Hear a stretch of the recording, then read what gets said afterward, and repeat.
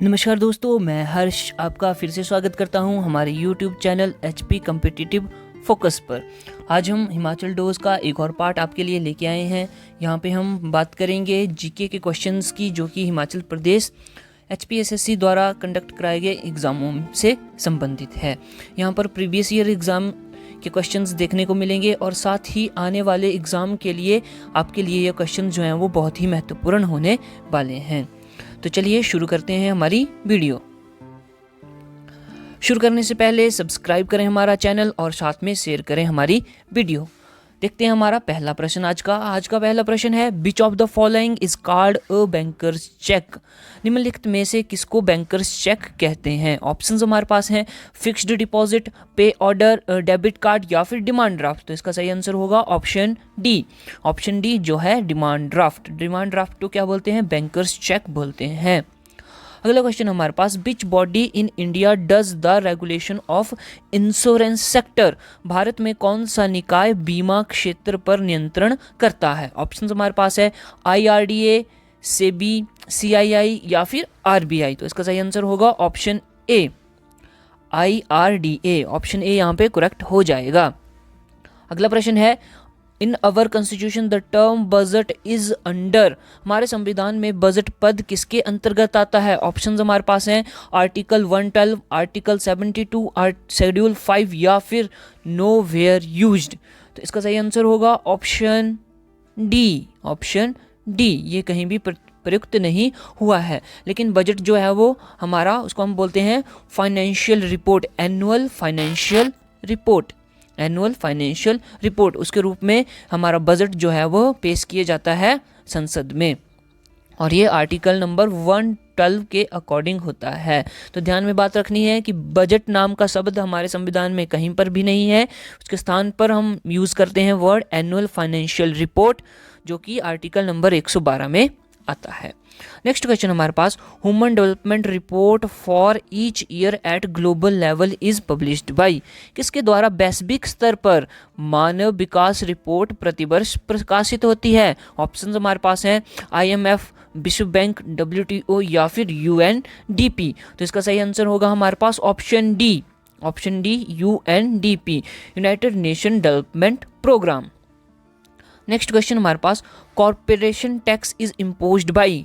निगम कर किसके द्वारा लागू किया जाता है? यहाँ पे ऑप्शंस हमारे पास क्या क्या हैं? Local government, state government, central government या फिर नन ऑफ दीज। तो इसका सही आंसर होगा ऑप्शन सी, सेंट्रल गवर्नमेंट, यानी कि केंद्र सरकार द्वारा क्या है? निगम कर लागू किया जाता है। आगे है हमारे पास, which kind of power accountants for the large share of power generation of India. भारत में किस प्रकार की शक्ति का विद्युत शक्ति निर्माण में सर्वाधिक हिस्सा है? ऑप्शन हमारे पास हैं हाइड्रो इलेक्ट्रिसिटी, जल विद्युत, सोलर, सौर ऊर्जा, थर्मल तापीय ऊर्जा या फिर न्यूक्लियर यानी कि नाभिकीय ऊर्जा। तो इसका सही आंसर होगा ऑप्शन सी। ऑप्शन सी यानी कि थर्मल एनर्जी या फिर थर्मल तापीय ऊर्जा, जो कि किससे? कोयला का यूज करके हम थर्मल एनर्जी का यूज़ करते हैं और उससे बिजली उत्पन्न करते हैं। आगे है हमारे पास next question, the balance of payments of a country is a systematic record of. किसी देश का भुगतान संतुलन एक सुव्यवस्थित रिकॉर्ड है। ऑप्शंस हमारे पास, goods exported from a country during a year, वर्ष के दौरान राष्ट्र से निर्यात हुआ सामान का। All import and export transaction of a country during a given period of time, normally a year। दिए गए समय में सामान्यतः एक वर्ष में राष्ट्र के सभी आयात और निर्यात लेन देन का। ऑप्शन सी है economic transaction between the government of one country to another country, एक देश से अन्य देश की सरकार के साथ आर्थिक लेन देन। और ऑप्शन डी है नन ऑफ दीज। तो इसका सही आंसर होगा हमारे पास ऑप्शन बी। ऑप्शन बी क्या बोल रहा है?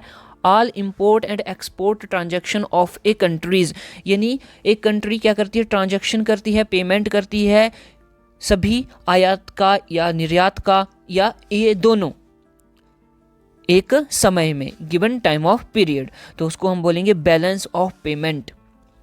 नेक्स्ट क्वेश्चन है हमारे पास, but is a blue chip company. Blue chip company क्या है? ऑप्शन है हमारे पास fast growing high technology company, द्रुत विकासशील उच्च तकनीकी company, semiconductor chip making company, अर्ध चालक चिप निर्माण कंपनी, हाईली वैल्यूएबल कंपनी, या फिर big companies in their maturity stage. तो इसका सही आंसर होगा option C. Option C, high valuable company, अति मूल्यवान कंपनी, उसको हम बोलते हैं blue chip company. Next question है हमारे पास, dyarchy was first introduced under, सर्वप्रथम किसके अंतर्गत द्वैत शासन का प्रारंभ हुआ? ऑप्शंस हमारे पास हैं government of India act 1935, Simon commission plan, Pitt's India act 1984, या फिर नन ऑफ दीज। और ये इंपॉर्टेंट बहुत ही, यह क्वेश्चन जो है वो बहुत ही इंपॉर्टेंट है और हो सकता है कि आने वाले एग्जाम्स में आपको देखने को मिले। तो इस क्वेश्चन का बिल्कुल सही आंसर होगा option D, none of these. None of these. तो बात ध्यान में रखनी है कि ये जो सभी ऑप्शन हैं इनके अंडर द्वैत शासन प्रारंभ नहीं हुआ था। Dyarchy was not introduced under these options. और अब सवाल ये उठता है कि जो डायरकी है वो कब प्रारंभ हुई, कब इंट्रोड्यूस की गई? तो इसका आंसर क्या है? इसका आंसर होगा government India act 1919। Government of India act 1919 के अकॉर्डिंग जो है वो डायरकी यानी कि द्वैत शासन भारत में इंट्रोड्यूस किया गया। नेक्स्ट क्वेश्चन हमारे पास, the cabinet mission plan for India envisaged, भारत के लिए कैबिनेट मिशन योजना ने विचार रखा था। किसने रखा था? बोलता है union of states, federation, unitary form of government, या फिर कन्फेडरेशन। यूनियन ऑफ स्टेट्स का, संघ का, सरकार का, संघात्मक रूप का, या फिर महासंघ का। तो इसका सही आंसर होगा हमारे पास ऑप्शन नंबर डी, महासंघ का, इनकी कन्फेडरेशन। तो कैबिनेट मिशन प्लान के अनुसार भारत को एक महासंघ बनाने का विचार रखा था। आगे है आर्टिकल 368, इंपॉर्टेंट क्वेश्चन है, बहुत बार एग्जाम्स में रिपीट हो चुका है। यह स्टेट लेवल पर ही नहीं बल्कि नेशनल लेवल के एग्जाम्स में भी पूछा जाता है और ये बहुत ही इंपॉर्टेंट सवाल है। Article 368 of the constitution of India deals with, Bharat के संविधान का अनुच्छेद 368 संबंधित है। किससे संबंधित है?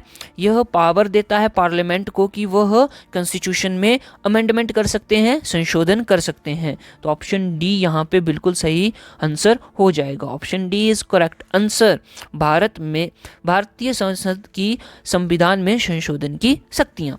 नेक्स्ट क्वेश्चन हमारे पास है, single citizen in India is the gift of, Bharat में एकल नागरिकता किसकी देन है? ऑप्शंस हमारे पास है Canadian constitution, British constitution, US constitution, या फिर आयरिश कॉन्स्टिट्यूशन। तो इसका सही आंसर होगा option B, British constitution. British के संविधान से हमने एकल नागरिकता ली है।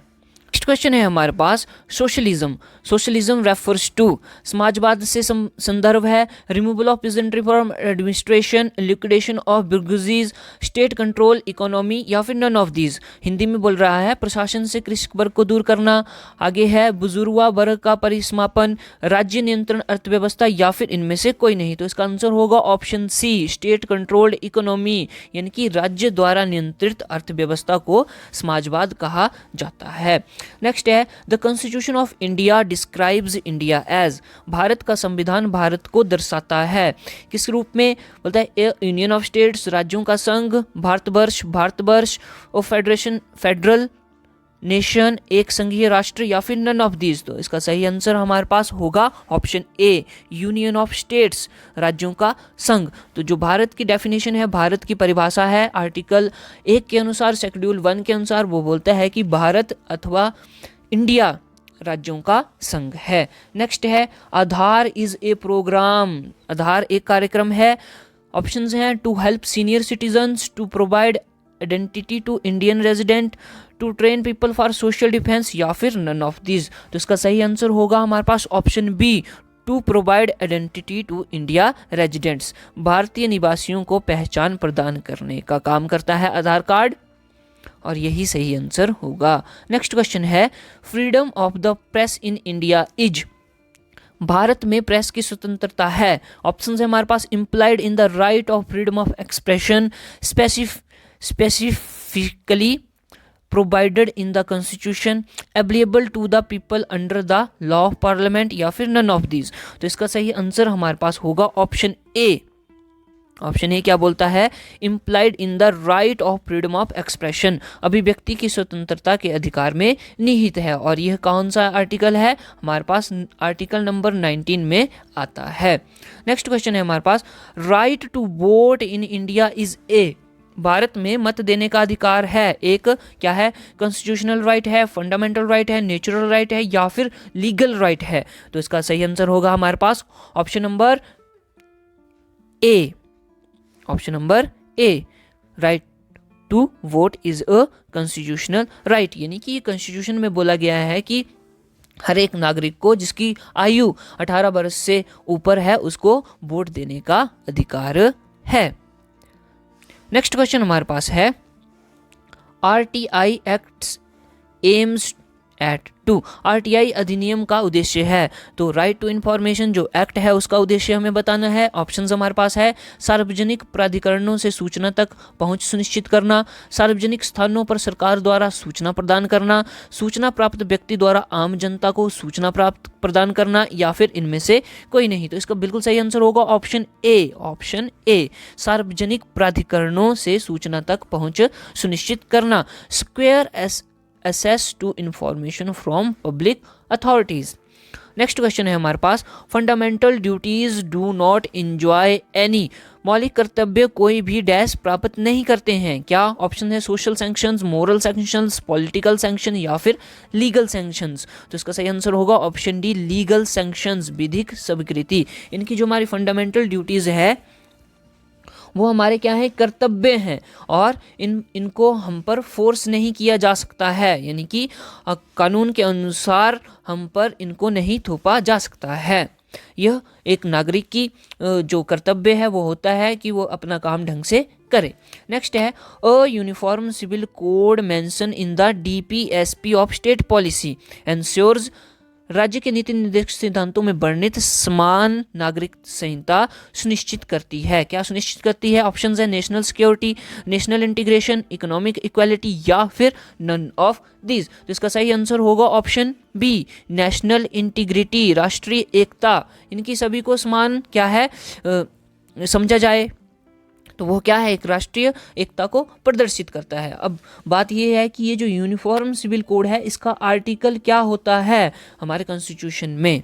नेक्स्ट क्वेश्चन है हमारे पास, who held the office of the vice president of India for 2 consecutive terms, कौन भारत के उपराष्ट्रपति के पद पर लगातार 2 अवधि तक रहे? ऑप्शंस हमारे पास है V V Giri, R Venkataraman, doctor S Radhakrishnan, या फिर इनमें से कोई नहीं। तो इसका सही आंसर होगा option C, doctor S Radhakrishnan, doctor S Radhakrishnan. तो यहाँ पे हमारे पास अगला क्वेश्चन है, the council of minister is collectively responsible to which of the following, निम्न में से किसके प्रति मंत्री परिषद सामूहिक रूप से उत्तरदायी है? ऑप्शन हमारे पास है प्रेसिडेंट, प्राइम मिनिस्टर, लोकसभा, या फिर राज्यसभा। तो यहाँ पे इसका सही आंसर है option C, Lok Sabha is correct answer. Next question है हमारे पास, who was the first foreign minister of free India, स्वतंत्र भारत के प्रथम विदेश मंत्री कौन थे? ऑप्शंस जवाहरलाल नेहरू, ये नहीं होंगे, लाल बहादुर शास्त्री, ये भी नहीं होंगे, गुलजारी लाल नंदा, ये भी नहीं होंगे, या फिर नन ऑफ दीज। तो यहाँ पे जो हमारे प्रथम विदेश मंत्री थे स्वतंत्र भारत के वो थे option A, Pandit Jawaharlal Nehru. Option A यहाँ पे सही हो जाएगा, ऑप्शन ए पंडित जवाहरलाल नेहरू। तो यहाँ पे ये जो मैं आपको बता रहा था वो बात गलत है, पंडित जवाहरलाल नेहरू क्या थे, फॉरेन मिनिस्टर थे स्वतंत्र भारत के। नेक्स्ट क्वेश्चन है हमारे पास, Japan parliament is known as, Japan के पार्लियामेंट का नाम बताना है। तो ये बहुत बार क्वेश्चन है, रिपीट हुआ है, डाइट इसका सही आंसर होगा। अगला क्वेश्चन है हमारे पास, what is the fixed strength of Rajya Sabha, Rajya Sabha के स्थायी सदस्य कितने हैं?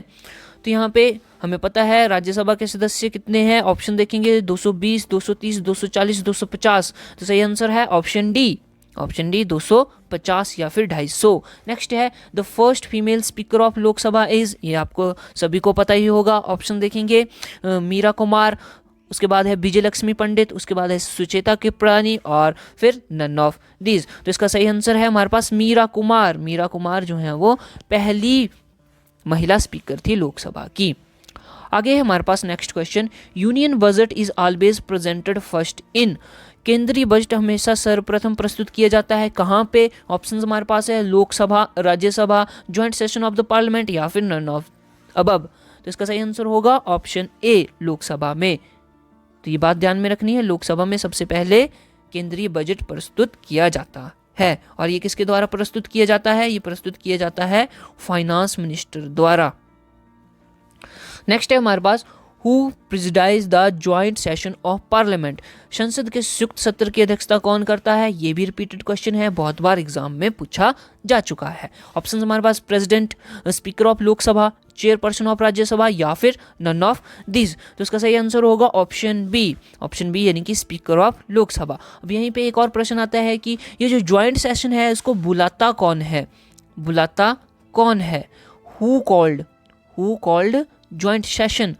तो ये करता है राष्ट्रपति। ये काम किसका है? राष्ट्रपति का। और अगर बात की जाए अध्यक्षता की, प्रिसाइड्स कौन करता है? तो वो होता है ऑप्शन बी जो है हमारे पास speaker of Lok Sabha. Next question है हमारे पास, a bill presented in parliament becomes an act after.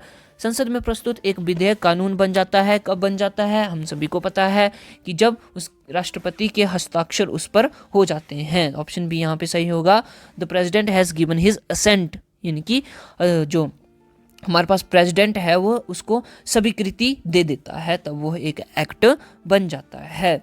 Next question हमारे पास क्या है?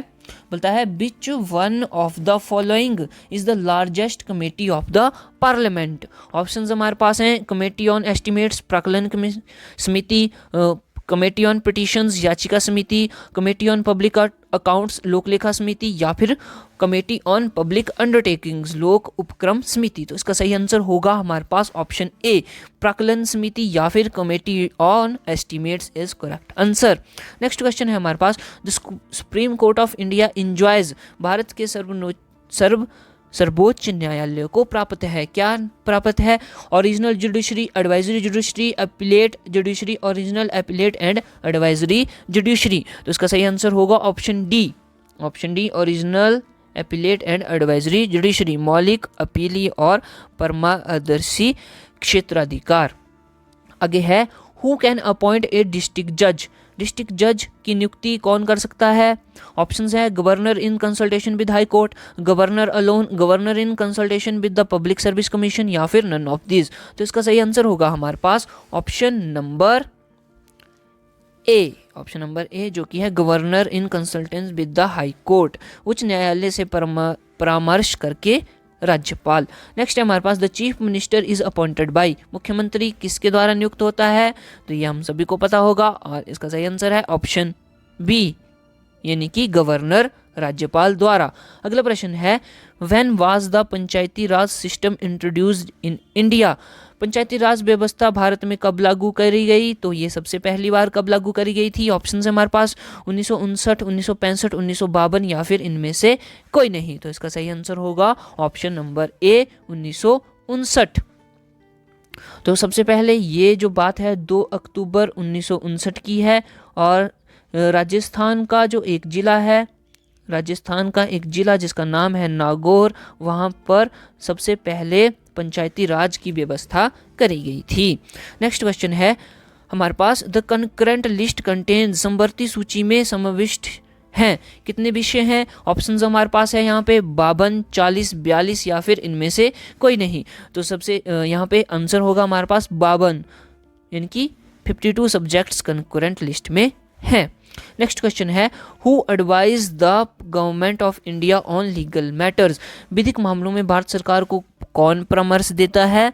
तो वह देता है हमारा महान्यायवादी, अटॉर्नी जनरल। अब ये कौन होता है? ये होता है भारत सरकार का वकील, भारत सरकार का वकील। और दोस्तों आपको ये बताना है कमेंट सेक्शन में, कमेंट करके बताना है आपको कि अटॉर्नी जनरल कौन से आर्टिकल के अनुसार है। या संविधान में कौन से आर्टिकल जो है वो अटॉर्नी जनरल से डील करता है। नेक्स्ट क्वेश्चन हमारे पास है, how many spokes are there in Dharma Chakra. Bharat के राष्ट्रीय ध्वज में चित्रित धर्म चक्र, जिसको हम अशोक चक्र बोलते हैं, में कितने आरे होते हैं या कितनी स्टिक्स होती हैं। ऑप्शन हमारे पास 16, 20, 24, 32। तो मुझे लगता है कि आप सभी इसका आंसर देंगे और इसका आंसर होगा 24। Option C is correct answer. Next question है, the right to education was added to the fundamental rights in the constitution of India through.